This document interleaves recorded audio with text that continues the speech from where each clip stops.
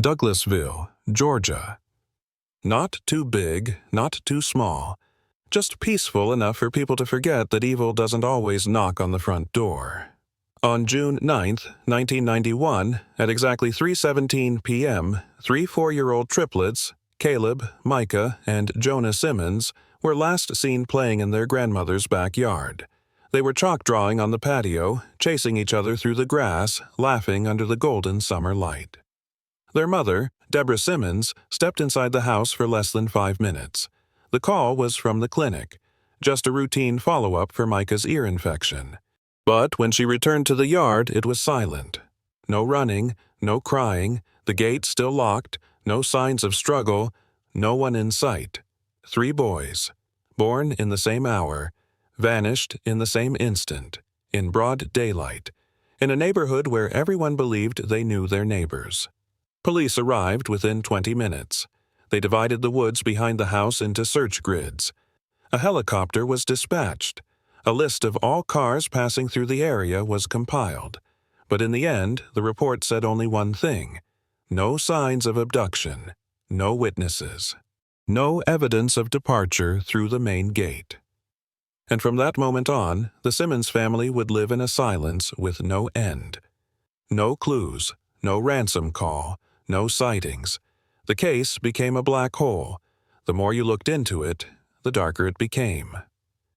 Until one day, a harmless-looking flyer appeared at a summer fair, and Deborah knew, with a kind of knowing no science could explain, that she was looking at her son. Deborah Simmons remembered the summer of 1991 not because of what happened after, but because everything before it felt so painfully normal. The sun was soft, the breeze just right. She and her triplet boys had just finished lunch. Their grandmother was baking an apple pie in the kitchen. Micah asked to play out front. Caleb wanted the slide in the backyard. Jonah just ran around with Duke, the neighbor's old hound. The yard was fully fenced with a latched iron gate. No security cameras, because in Douglasville back then, no one thought you needed them. Kids still rode bikes to school. Doors stayed unlocked during the day. At 3:12 p.m., the phone rang.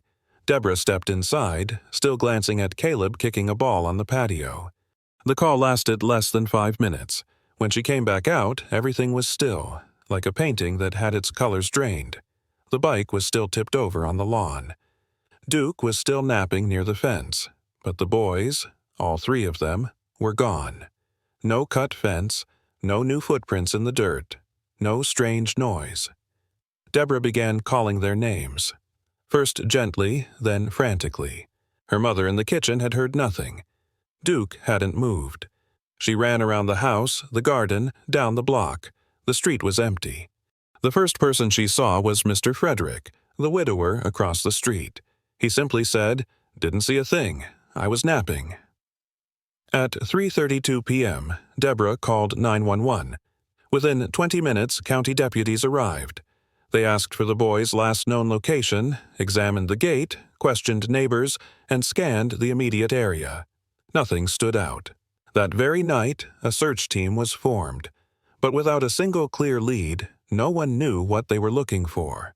All they knew was that 3 4-year-old boys had vanished in a town where such things weren't supposed to happen. And Deborah Simmons, a mother who thought she'd locked the gate, who swore she'd kept an eye on her children, who stepped away for what seemed like a harmless call, would carry one question for the next 3 decades. What happened in those 5 minutes? In the first 3 days, a 5-mile radius around the Simmons house was thoroughly combed. Police brought in K9 units, thermal scanners, even helicopters sweeping from above. But among all these tools, one critical thing was missing: a clear direction. No one had seen a suspicious vehicle. There were no signs of forced entry. No cries for help. The Douglas County Sheriff at the time, Ray Lafferty, was known for being cautious but indecisive. He refused to declare it a kidnapping, afraid that if he was wrong it would cause unnecessary panic. So, for the entire first week, the search was officially classified as unexplained juvenile disappearance, a term vague enough to strip the case of any real urgency. Deborah was unraveling. She wasn't eating, barely sleeping, clutching a photograph of her boys sitting in the bathtub at age 3. Every time a reporter came to ask for a statement, she would only say, "They didn't just disappear, someone took them." But no one could find evidence to prove that. In the second week, detectives re-interviewed everyone close to the family: Deborah's ex-husband, neighbors, friends, contractors. Nothing unusual surfaced. One neighbor, Carol Moore, mentioned seeing a silver gray vehicle parked across the street that afternoon, but she couldn't remember if it was a Ford or a Chevy, and no other witness could confirm it. After 2 months, the case was officially downgraded to non-criminal missing persons, meaning there was no sign of a crime and no budget remained for active investigation. Deborah once brought a map of the woods behind her house to the station, asking officers to expand the search area. Her request was denied. When she asked why, one staff member bluntly told her, "We can't keep looking forever if there's nothing new." And in that moment, Deborah realized something. If she wanted to know what happened to her sons, she would have to find out herself. In July 2021, 30 years after the disappearance, Deborah Simmons visited the Macon Summer Fair, about 90 miles from Douglasville, with her younger sister, Helen. They didn't go for fun. Helen simply wanted to get her sister out of the house that had become too familiar with grief. Deborah, now in her early 60s, walked slower, her hair more silver than brown, but her eyes hadn't changed, always scanning crowds, always searching for a face that might appear among strangers. They reached the children's area when Deborah stopped in front of an information board for a local charity, Shepherd's Light Foundation, a nonprofit that cared for orphaned children or those without verifiable guardianship. Below the logo was a group photo of the staff, about 7 adults, mostly men, standing behind a row of children in white shirts. One man, near the center, around 5'9", square jaw, slightly crooked nose, graying brown hair, made Deborah freeze in place. "That's Caleb," she whispered, eyes locked on the photo. Helen looked puzzled. "How can you be sure? He was 4 when he disappeared." But Deborah didn't answer. She reached into her purse, pulled out a worn photograph. The boys in her mother's backyard, Caleb in the center with an arm around each brother. The tilt of the head, the squint of his smile. It was the same.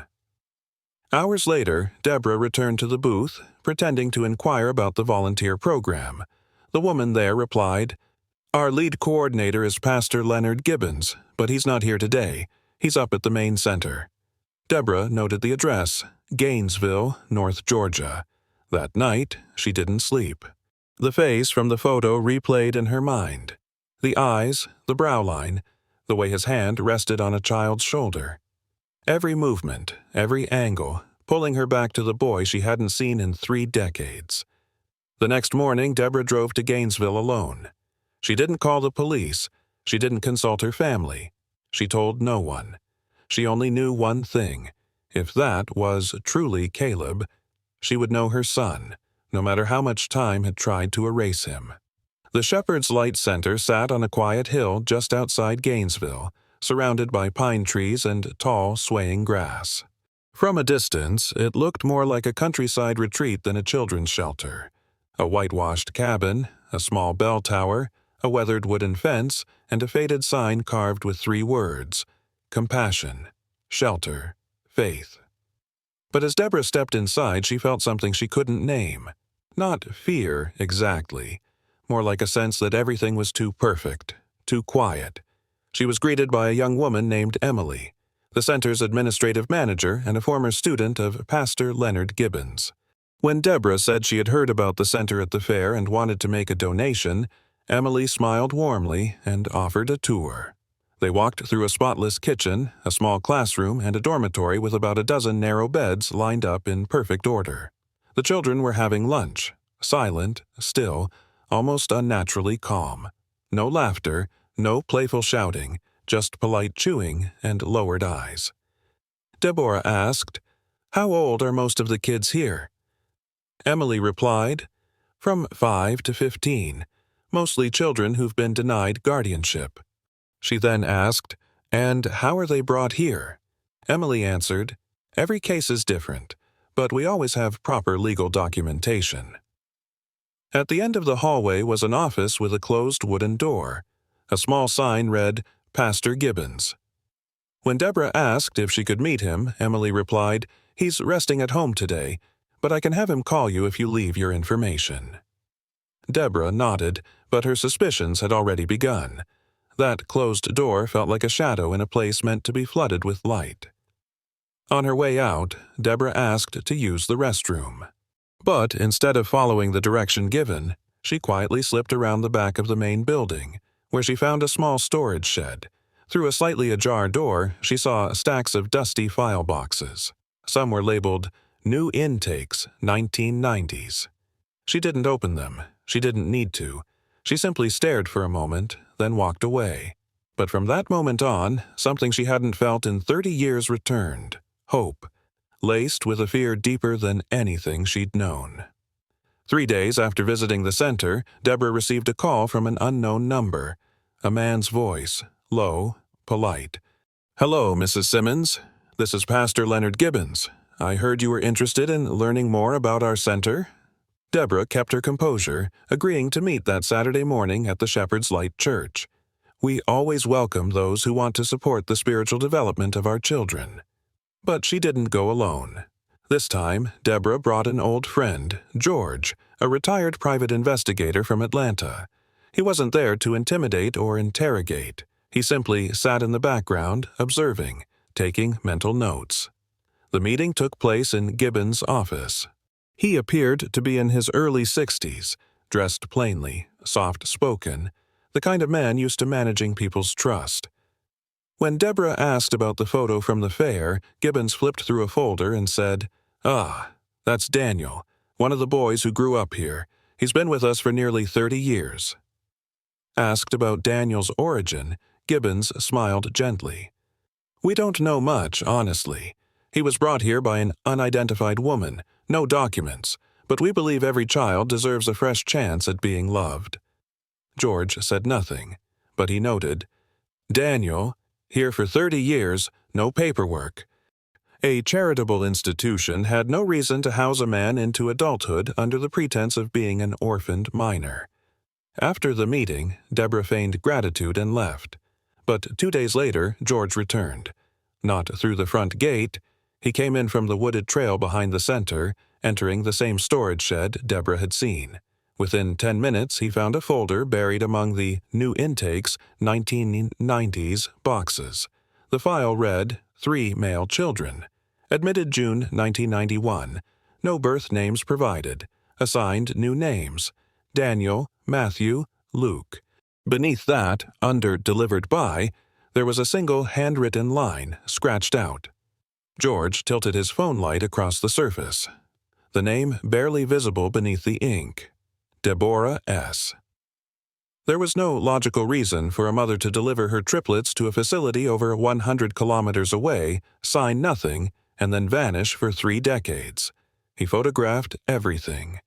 That night, as he laid the images before Deborah, she said nothing. She just stared at the unfamiliar names, Daniel, Matthew, Luke, then quietly whispered, "Caleb, Micah, Jonah, where are you?" After the night George revealed the intake files, Deborah was no longer a mother clinging to hope. She began moving like someone who already knew the truth, just hadn't proved it yet. And 3 days later, that chance came. On a Facebook group for people who had once lived or worked in Southern youth shelters, George found an old post from 2015. The attached photo was grainy, likely taken with an outdated phone. It showed a group of young men decorating a church for Thanksgiving. Standing at the center, tallest among them, was a man in a dark blue sweater, angular face, a crooked smile with a dimple on one side. George enlarged the image and sent it to Deborah. She didn't need more than 2 seconds. "That's Caleb," she said. "That squint when he smiles. I gave birth to him, I know." This wasn't just a mother's instinct. The photo showed details the fair flyer hadn't. A mole under the left ear, a faint crescent-shaped scar on the right hand, from a playground fall Caleb had at age 3. George compared it to old family photos. Facial recognition software returned a 92% match, more than enough to move forward. Deborah handwrote a letter, signed it, and mailed it to the Hall County Sheriff's Department, the jurisdiction covering Shepherd's Light. She didn't accuse, she didn't plead. She attached the photo, the file copies, and asked just one question. How can a charitable center house 3 individuals for over 30 years, with no birth records, no listed guardianship, and no one asking why? There was no immediate reply, but 3 weeks later, Deborah received a call from an officer named Lisa Maddox. Her voice was calm, but she didn't mask the skepticism. "You say you believe the man in this photo is your son? Based on what, exactly?" Deborah didn't talk about feelings. She listed the mole, the scar, the shoulder line, the eye shape. Maddox went quiet for a moment, then said, "I'll have to follow up with the center's administration, but I'm not letting this slide." It was the first time in 30 years that Deborah had an ally, one with a badge. Christmas of 1990 was the last time all 3 Simmons boys celebrated the holidays with their mother inside their little house in Douglasville. Caleb was into toy airplanes. Micah loved dinosaur picture books. And Jonah only wanted one thing: a yellow stuffed bear with a torn ear, an old childhood toy Deborah had kept since she was young. Money was tight, but Deborah wrapped 3 gifts in red paper with green ribbon and placed them beneath the small artificial tree she and the boys had decorated together. On the Christmas Eve, Caleb unwrapped a wooden airplane with CS carved beneath one wing, his initials. Deborah had hand-carved it over several nights while the boys were asleep. 30 years later, in late November 2021, Officer Lisa Maddox called again. Her voice was firmer now, less hesitant. "I spoke with the center," she said, "and I think you should come to my office." Deborah arrived the next morning. Maddox didn't stall. She laid a photo on the desk, crisp, full color, taken less than a month earlier. It showed a plain room with tiled flooring and a window facing a garden. On a bookshelf sat a small wooden object, wing chipped, tail intact, the faint carving still visible. CS. Deborah didn't ask what it was. She didn't need software or DNA or confirmation of any kind. She simply stared, motionless, drawn into the empty space between the wings. Maddox continued.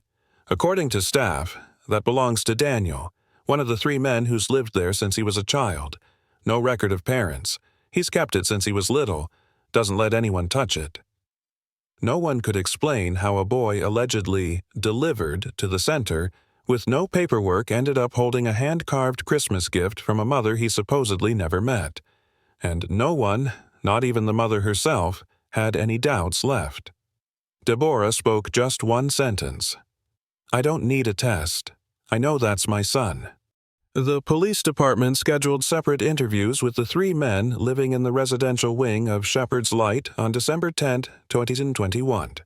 Daniel, Matthew, and Luke, their current names, were all in their early 30s, had no criminal records, and had never left the state of Georgia in over 20 years. Each had a basic role within the center. One did maintenance, one worked in the garden, the other helped watch over children. Daniel was interviewed first. When asked about the wooden airplane, he simply replied, "I don't remember who gave it to me, I just always had it." When asked whether he had ever questioned his origins, he hesitated, then said, "I was taught that I'm a gift from God. It doesn't matter where I came from." Matthew and Luke gave nearly identical responses. They weren't agitated, they didn't seem afraid, but their eyes, especially Daniel's, held a strange emptiness. No emotion when Deborah's name was mentioned. No reaction when shown childhood photographs, as if they'd been severed from memory or trained to forget. Officer Lisa Maddox noted in her report, the 3 statements were nearly identical, unnatural, indicators of psychological conditioning. Deborah wasn't allowed to speak with them directly, but she was permitted to observe the interviews from a monitoring room. When Daniel entered, sat down, lowered his head, and glanced briefly toward the one-way glass. Deborah held her breath. For a second, she saw Caleb as a boy again. The tilt of his head, the rounded posture, the way his left hand gently curled inward. Habits that couldn't be taught, couldn't be faked. But the man in front of her didn't recognize her. And that was the real loss. Not that her son was gone, but that he had been taken from the inside. With no confession after the interviews, the police department shifted its focus from people to paperwork, from emotion to evidence. They obtained a warrant to search Shepherd's Light, not on grounds of criminal suspicion, but due to signs that the center had long housed minors without legal documentation. On December 14, 3 officers and a civilian records specialist arrived at the center. Gibbons didn't resist, but his demeanor chilled. He said, "Everything we've done here is for the sake of faith." That answer wasn't in any legal code. In an old storage room behind the dining hall, the same one George had once snuck into, investigators found hundreds of original intake files stored in wooden crates. No indexing, no digital system. Some files included certificates of religious guardianship instead of legally authorized custody forms. Upon comparison, they discovered at least 11 children in the 1990s were admitted as unidentified minors, then renamed, re-registered, and never cross-referenced with any missing persons report. Among them, the records for Daniel, Matthew, and Luke stood out. No hospital admission. No witness delivery form. Same intake date, June 14, 1991. In one internal handwritten note, a line had been crossed out but was still faintly visible under UV light. Brought by woman, brown hair, middle-aged. Did not state name. Alongside the files, the team found an old personal notebook belonging to a former caretaker, now deceased. One passage read, "3 twin boys arrived same day. Woman who brought them cried but refused to sign papers. Police were not to be called. Gibbons said, 'No one is to ask too many questions.'" When this report was handed to Officer Lisa Maddox, she said only one sentence. "This isn't a missing persons case anymore. This is abduction." December 23, 2021, 2 days before Christmas. The police granted Deborah a supervised meeting with Daniel, per her special request. It wasn't for questioning, not to demand anything, just to see, and, if possible, to say something she'd held inside for 30 years. The meeting took place in a small conference room. No cameras, no third party. Just a door, a table, 2 chairs. Daniel entered first. White shirt, short hair, holding a paper cup of water. No glances, no expression. Deborah sat waiting, hands folded in her lap, eyes fixed on the face in front of her. The man before her was not the boy she used to rock to sleep, but he wasn't a stranger either. Daniel sat down, looked at her for a few seconds, then spoke slowly. "I was told you believe I'm your son." Deborah didn't answer right away. She nodded. "I don't remember you," he continued. "I was raised to believe I didn't have parents, that I was born to serve God." The air in the room thickened, but Deborah didn't cry. She didn't beg. She simply said, clearly and evenly, "Caleb, if you are my son, if there is any part of you that remembers, hold on to it. Don't let anyone take it again, whether you recognize me or not. I recognize you." Daniel didn't reply, but his eyes shifted. Just slightly, just briefly, like a flicker in a dark room. Then he stood, gave a faint nod, and turned to leave.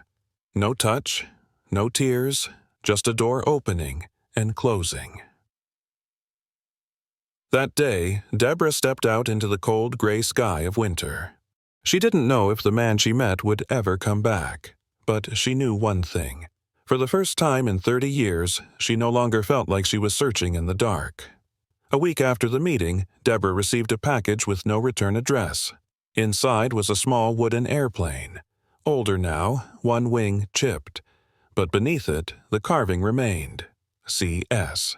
There was no note, no number, no apology. Just something that once belonged to a child. Then was lost. And now, quietly returned to the hands of the mother, as if it had never left. Deborah didn't call the police. She didn't tell anyone. She simply placed the airplane on a wooden shelf in her living room, right beneath a faded photo of 3 boys who once shared the same birthday. And for the first time in 3 decades, she lit her Christmas candle with a quiet smile. She didn't need him to remember. She didn't need all 3 to come home. Just one of them, even just one, had found their way back toward the light.